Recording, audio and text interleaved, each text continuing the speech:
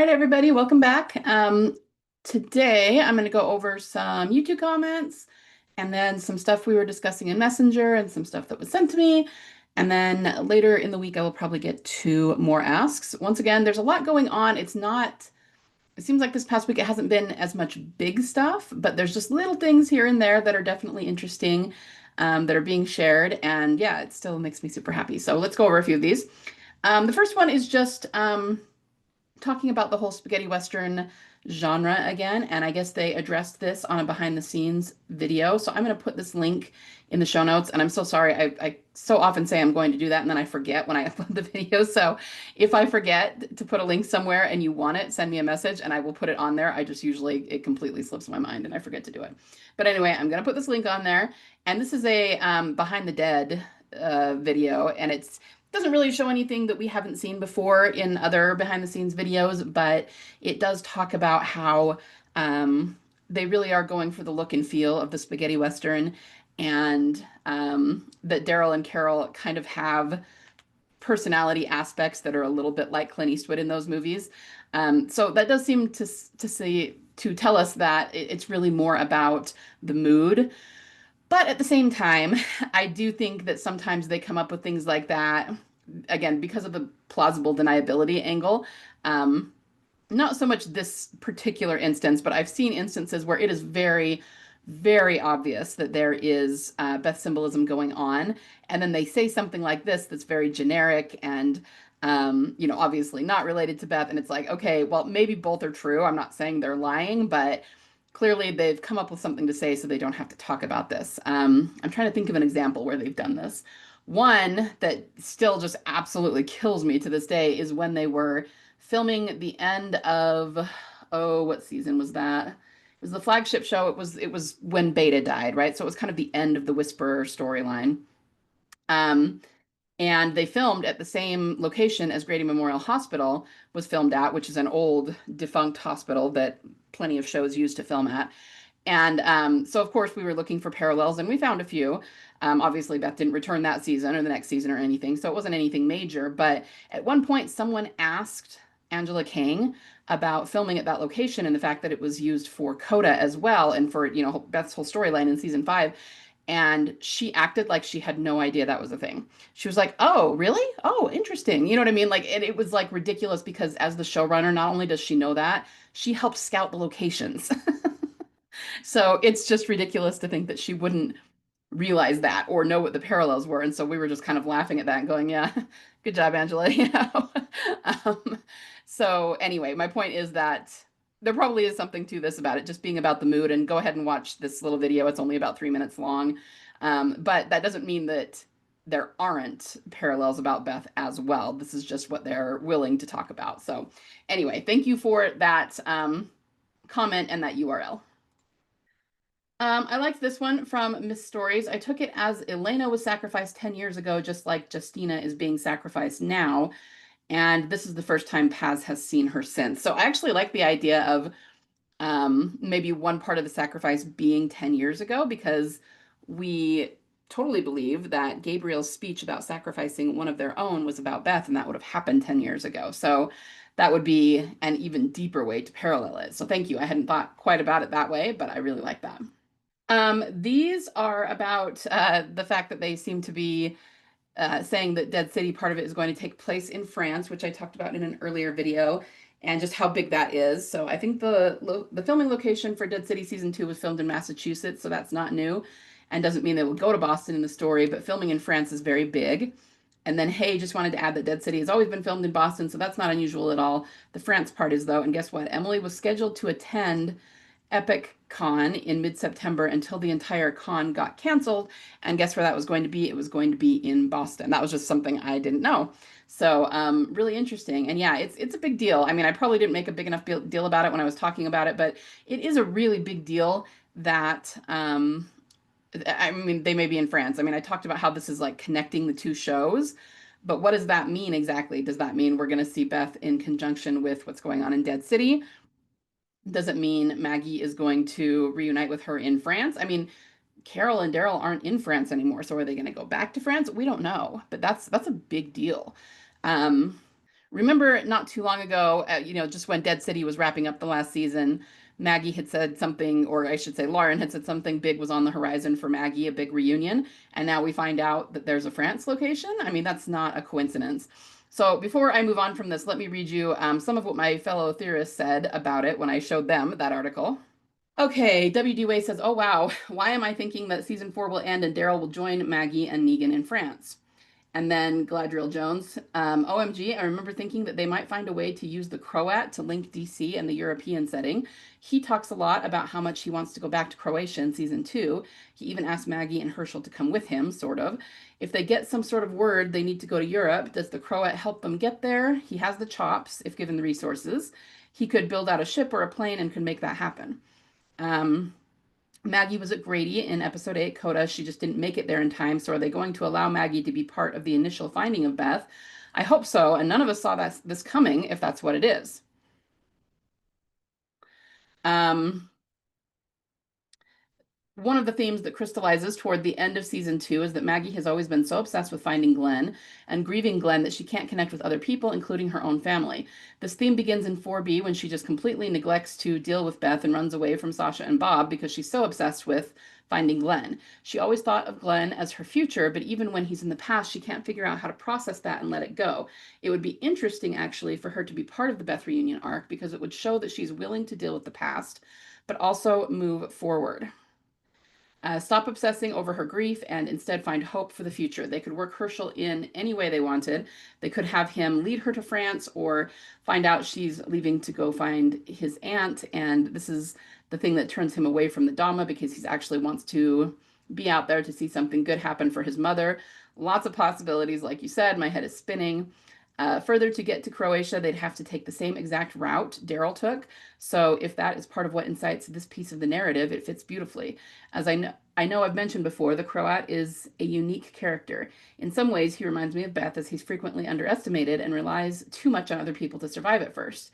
He even entertains suicide in season 2, but he's actually very capable, smart, and useful. He just needs someone to believe in him. Calling him the Croat to instead of his normal name is a constant reminder that he's a stranger in a strange world, not unlike Daryl. He's just trying to get home and got harangued by other people's wars and skirmishes along the way. I wonder if this is also a proxy for Beth's journey.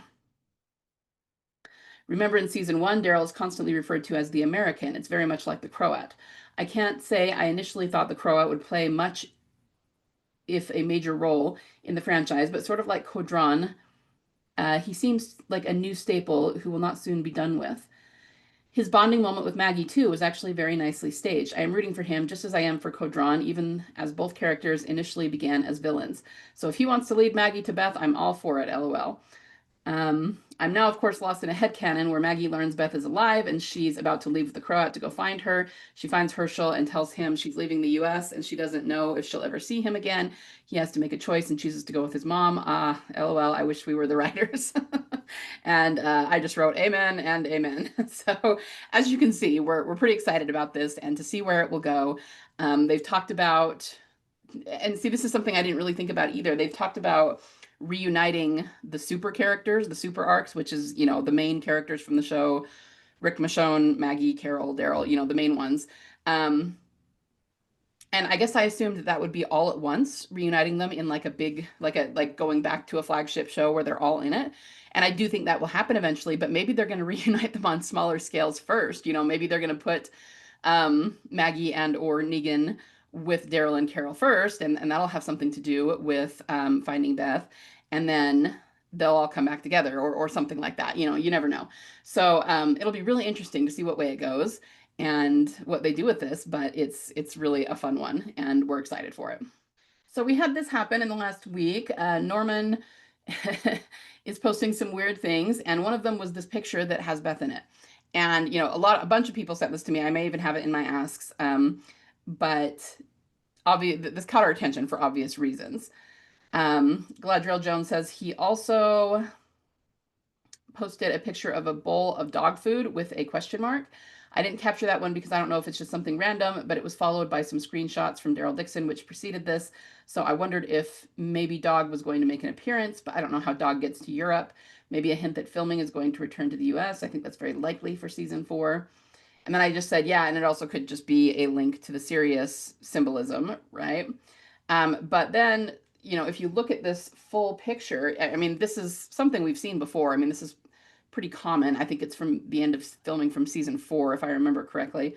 And he just, as Gladriel Jones says here, it looks like he cropped out half of the picture to put Beth in the center. So, I mean, he was sneaky enough about it that he didn't just put like the two of them or anything. But she's right. I mean, he's got Beth right in the center and then him right here. And why cut out the rest of the picture? Why not just put the whole thing? Either way, we would have been suspicious because he's posting something with Beth. But yeah, even more suspicious with him doing it this way. So that was kind of fun to see. Okay, and then we have this article. Now, I will put the link to this in the show notes, but it's not like that big a deal, this article. In fact, I will go ahead and click on it so you can see it. So you can see it's just this. They're loving the scenes. They're showing some of the scenes or some like behind the scenes of locations kind of thing. So there's a abandoned train station, lots of old cars, so it's not like anything really groundbreaking or that we would get too excited about. But this part, there's a photo of Norman Reedus sitting on a bench. I wanted to kind of see what that was. So I clicked on this, but just be aware that this is in a different language. The actual article that they're talking about is in a different language. But all I did was scroll down and find the picture that they were looking at. And it's this one. So this is Norman right here. This is what they're talking about. And all of this is like camera equipment. So I don't know if this is actually a shot that's going to be in the show or if this is more of like just a behind the scenes candid. But what's jumping out at me are all the diamonds here. You notice that? And diamonds are something we definitely equate with Beth because of the diamond on the table in Still. We believe she's the queen of diamonds. And if you look really close, some of these have a fleur de lis in the center, which we also saw in Alone. So I can't imagine, even though I don't know for sure if this is going to be in one of the episodes, I can't imagine it wouldn't be. I can't imagine that they would have something like this in the background that has so many Beth symbols in it and not use it. In fact, I think they probably picked this location specifically for this tile backdrop. So anyway, that's kind of what I talk about here. I say train stations, horses, old cars, plenty of familiar symbols. And then I showed them all the diamonds, and Gladriel says, no, LOL, no way, that's a coincidence. So like I said, these are just small things. They're nothing really groundbreaking, nothing that we're completely wigging out over or anything, but they're just really fun to see, and it kind of just makes us excited to finally get to what's going to be in the season. So then we have this one, which Gladriel posted here, and I'm going to click on this and actually go to the post because the post is really good. It's by Still as Wind. So Norman's latest Instagram story featured 3 images of constellations. With these, I believe he's telling us the plot of season 3 and 4. So we have Saturn in Pisces. We all know he's on a journey of spiritual growth, and there's likely going to be a lot of self-reflection for the first few episodes, and that's what Saturn in Pisces is. I will put the link to this in the show notes so that you can read these in more detail, but I thought this was super interesting. And again, this is Norman posting these. It would be different if he was known for posting constellations because he was really into cosmology or astrology, but he never posts things like this. It's different, right? So Andromeda is another one that he posted. She's the daughter of Cassiopeia and Cephalus, or Cepheus, sorry, the king and queen of, I'm not going to try to pronounce these names. The point is that Andromeda was chained to a rock as a sacrifice to a monster. That is clearly mirroring what's going on in season 3 because there's a young woman who is going to be, quote unquote, sacrificed. Perseus, returning from slaying Medusa, saw Andromeda and rescued her. He later married her. Now, this is interesting. We know that Daryl is going to go rescue this girl. And we also know that he's not going to have a romantic relationship with her because she is already in a romantic relationship. So that doesn't mirror exactly what's happening in season 3. But we do think that it is a foreshadow of what's going to happen with Beth. And so it's interesting that it says he married her because even though what's going on is going to be a foreshadow, it's not going to be literal that he's going to, have a relationship with this girl that he helps. But it will be literal for Beth, and it is going to be a foreshadowing. So this is really exciting. Let's see what else we have here. The chained lady is Beth. She is the sacrifice. This is Still as Winds comments on it. Perseus, a Greek hero, so Daryl rescues her and marries her. Yay, we want to see Daryl and Beth married. I also think it's interesting that Poseidon sends a sea monster to ravage the land because of her vanity. Emily Kinney also refers to mermaids a lot. Her mermaid song is one of my favorites. I feel like we are going to see pirates in the show, probably the people who took Daryl in the first place, and get more information on them. I hope so. And then here's the dragon one. Okay, so the constellation Draco, meaning dragon in Latin, is associated with several mythical dragons from Greek and Roman mythology. It's often depicted as the dragon Ladon, who guarded the golden apple of, I'm going to try to say this, Hesperides, and was slain by Hercules. Other stories link Draco to a dragon defeated by Athena during the battle between the Olympian gods and the Titans, or to a dragon involved in, yeah, I'm not going to try and say that one, a battle between giants and gods. Okay, so the golden apples belong to Hera, the queen of the gods, and are found in the garden of Hesperides. These apples are not just any fruit. They are said to grant immortality to those who eat them. Yada yada. So you can go through and read this, but I pretty much came to the same conclusions as what Still as Wind says here. Draco is the constellation that guarded the golden apples, Beth, and was slain by Hercules, who would be Daryl. The golden apples were said to grant immortality to anyone who ate them. I believe Beth was bit by a walker under that cast, and Dr. Edwards at Grady saved her and she became immune. So Beth is the cure. Thanks, Norman, for posting only 3 photos that told the story plot. I love Norman. I do too. I love when he posts stuff like this. So yeah, I totally agree. And really the apple aspect of this, it's kind of a random aside, but it really caught my attention because we have so much apple symbolism. Now, the apples we see are generally not golden. They're usually red or green, so the symbolism might be slightly different for those than for a golden apple. But if you think about it, I always say that red is death and green is resurrection. And we really do see that play out in a lot of ways. The red apple as from, Snow White, which is poisoned and puts her to sleep, which is a sleeping death, really, until her true love comes to kiss her and that wakes her up. So in a lot of ways, she's resurrected. And when we see red apples, it either is or is leading to some sort of separation. We specifically, the one that always comes to mind is Rick and Michonne in, I'm going to try to get the episode right. I think it was 6:15 because it would have been after Denise died, but before Negan took them all prisoner. So I think it was 6:15 when Daryl takes off to kill Dwight, basically. We see Rick and Michonne in their bedroom and they both take a bite of a red apple, and it's a foreshadow of them being separated in a few seasons. And then when we see reunions, such as when Daryl reunited with Connie, we did see red apples, but we saw a lot of green apples too. And so I think the green is for reunion or resurrection. So the gold, anyway, my point is that it just gives some interesting insight into the apple symbolism and what it might end up being. This isn't entirely correct. It doesn't entirely work, but red and green are also complementary colors, which means they are opposites on the color wheel.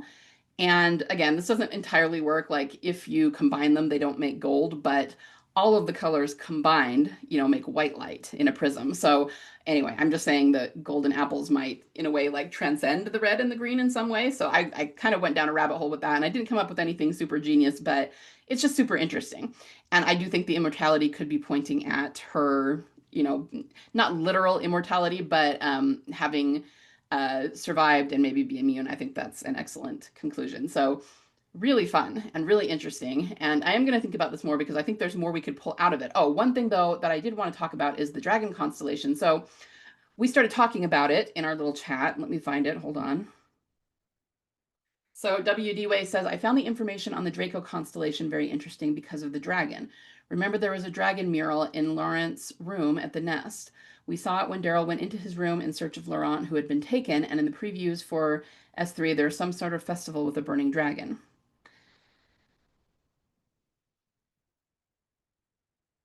And then we started talking about other dragons, and she says, off the top of my head, I don't remember a dragon in Here's Not Here. It's been a while since I watched it. Because the drawing of that Easton's child did. We sometimes called that a dragon, but then she says it's a unicorn because there's a horn. And what I said is, yes, it does have a horn like a unicorn, but to me, its shape has always looked like a dinosaur. So I've talked before about the dinosaur symbol, but I can totally see that maybe what I'm perceiving as a dinosaur might actually be a dragon. I mean, if you think about a T-Rex and a dragon, they're not totally dissimilar, right? And in the same post or the same stories as he did the constellation, Norman did post this. And that looks like somewhere between a dragon and a dinosaur, right? So I think they're all pretty much the same symbol. Um, the one in Easton's, the illustration from his child, it looks like a dinosaur, but it does have like a horn coming off the top of the head, which makes it look like a unicorn. But even dragons can have horns, right? And so can dinosaurs. So anyway, we're not sure. The symbol's a little bit all over the place, and we've had a hard time nailing it down. But if we're right that it's meant to represent the dragon, and Norman is posting this now, he's kind of telling us how to interpret this dragon, right? The other time I remember seeing it that I thought about after we had discussed it on the thread, so it's not in there, is in Sam's room. When Sam, this was let's see, 607, 608. Well, no, 608, 609. So at the end of 7, remember the wall fell and Alexandria and all the walkers got in. We saw some red and green symbolism there for sure. But this is also when Maggie thinks Glenn is dead and does not know he's alive. Um, Anyway, Sam is drawing pictures in his room because he's hiding from everything that's happening. And one of them looks a lot like the cabin from the missing 17 days that we saw Emily filming at. And another one is a dragon or a dinosaur or whatever it is, right? Okay, I'm back. I went looking for the pictures to see if I could show them to you, and I couldn't find them right away. So I'm pretty sure I have them somewhere. I'll try and find them and link them in the captions so you can look at them. But anyway, it's just really, really interesting because if you think about that, I'm thinking specifically about Sam's room. Um, it had a picture that suggests where Beth may have been in the missing 17 days. And then the dragon, if that is meant to represent Daryl, almost kind of guarding it because he had one picture by another. In terms of, I don't know, Here's Not Here is a little different because it's not one of our main characters, but he did talk about how his family was murdered and his family was his treasure, right? And so his child drew a picture of something, a dragon or a unicorn or a dinosaur, whatever it's supposed to be, and it's like on a skateboard. It's just kind of interesting the way that they've used it. So it'll be fun to see how they use it in season 3. Like she talks about, there's a dragon that's being burned for part of the festival. And then in Laurent's room, as though the dragon was guarding him or something. And Daryl was definitely taking guardianship of Laurent, who was not only a Beth proxy, but obviously became Daryl's treasure because he came to care for him. Laurent became part of his family. So it all works really, really beautifully together. And this was really fun to look at and to analyze. So I will keep thinking about it and see if I come up with anything else. But thank you so much for this post, Still as Wind, and for everybody who contributed to it. It was a lot of fun. All right, I think I'm going to call it there for today, and we will get into asks in the next video. So thank you for being here with me, and I will talk to you soon.